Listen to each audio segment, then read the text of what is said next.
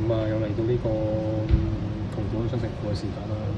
咁今日嘅進度到邊咧？咁今日進度就係去到呢個買一杯咖啡啦。咁就成為加招茶42蚊啦。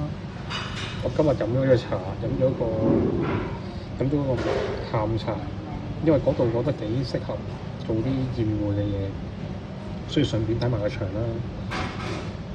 又加埋，我覺得嗰度夠偏僻，所以平。咁啊，咁樣茶就食大咗個煎蛋牛飯，再加多個煎蝦米腸，咁咪收埋加啦，跟住啦茶錢啊，七十幾蚊啦。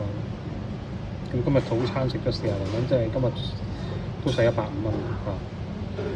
咁咧而家嘅進度係點咧？而家嘅進度就係、基本上就係登記咗 download 咗個 Apple 嘅 developer 嘅 account，但係咧佢就叫我等48小時，24到48小時等消息，睇下 download 咗批唔批，即係佢會俾你做 developer。咁個 Apps 我都就 download 咗，就擺咗喺度。呢個 Apps 就係 sell 咗，咁再跟住我就會再整好多唔同嘅 Apps 出嚟啦。之後我都冇乜概念點樣擺上去賣嘅，咁但係就睇佢批咗我 developer 嘅資格先啦，跟住我就再一步一步再擺上去賣咁樣咯。咁就好啦，咁又到一嚿完咗啦嚇，咁就再睇下一步點樣做。